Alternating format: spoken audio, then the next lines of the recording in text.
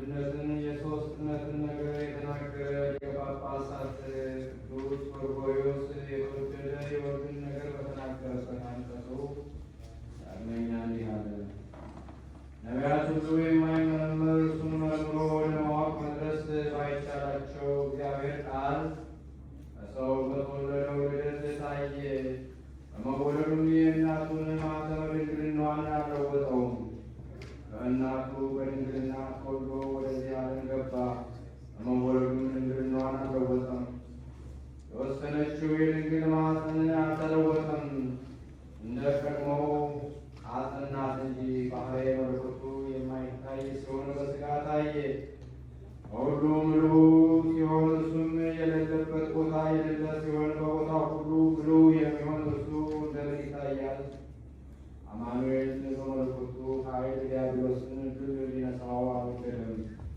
ሞት በሚስማማው ሥጋ ነው እንጂ። ስለዚህም ሐዋርያው ጳውሎስ ሰዎች ነፍስን ሥጋን በመዋሃድ መሰሉት፣ እርሱም እንደ እነርሱ ሆነ ብሎ ለዕብራውያን ሰዎች ጻፈ። ከትንሣኤ አስቀድሞ የሚሆን ሞት ሳይቀድመው ትንሣኤ እንደምን ይደረጋል? ሞትስ እንደምን ይቻላል? የሚሞት ሥጋን በመልበስ ነው እንጂ መለኮት አይደለምና። ከአብ የተወለደው ጥንታዊ ልደቱ በሕፀፅ አይደለም።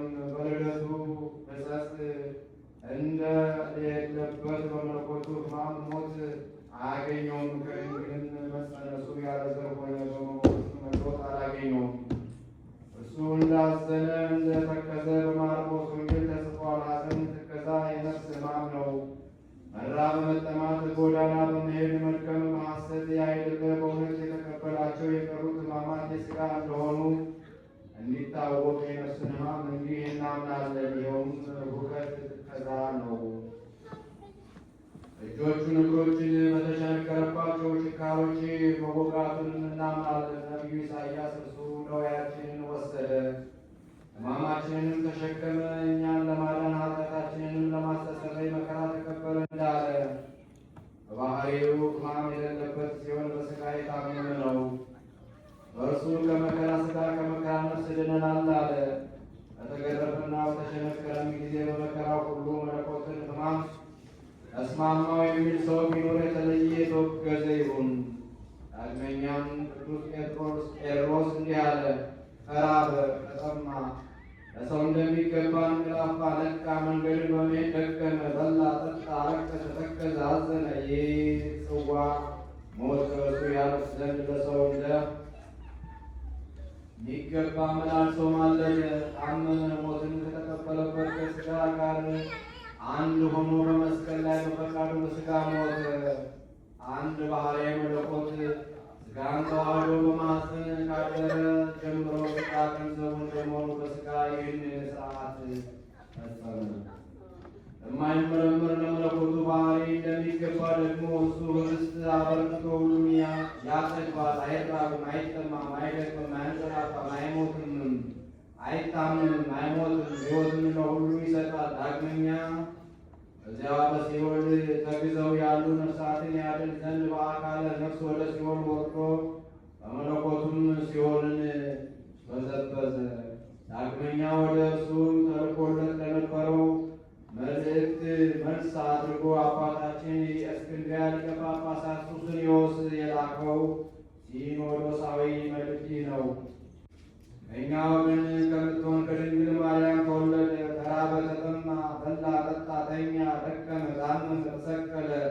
እጆቹ እግሮቹ ተቸነከሩ፣ ጎኑን በጦር ተወጋ። እርሱ መቼ አንድ ነው። ዓለም ሁሉ ሳይፈጠር ከአብ የተወለደ ይህ አንዱ ኢየሱስ ክርስቶስ ነው። በኋላ ዘመንም ከእመቤታችን በቅድስት ድንግል ማርያም የተወለደ ያው እርሱ ነው። አስቀድመን እንደተናገርን እርሱ ብቻ ነው እንጂ ከእርሱ ጋር ያለ ሌላ ሁለተኛ የለም። እንዲሁም አንዱ መለኮታዊ ሥራን ሠራ፣ ዳግመኛም ደግሞ ሰብአዊ ሥራን ሠራ አንልም። እንደተናገርን አንድ ወንድ እርሱ ነውና የአምላክነትንም የሰውነትንም ሥራ ሠራ እንጂ ሌላም አይደለም። ከኪስኪስ የሄደ የቁስጥንጥንያ ኤጲስቆጶስ አለቃ እግዚአብሔርን የሚያገለግል ቅዱስ ኤራቅሊስ ወደ አርማንያ በላከው መልእክቱ እንዲህ ብሎ ተናገረ። እነዚህን ነገሮች ሕማም የሌለበትን ሕማም ሞት ካለበት እንደምንቀላቅል አድርጋችሁ አትናገሩ። የሚታመመውን ከማይታመመው አናደባልቅም። የእነዚህ መምህራን በረከታቸው ጸሎታቸው ከእኛ ጋር ለዘላለሙ ይኑር አሜን።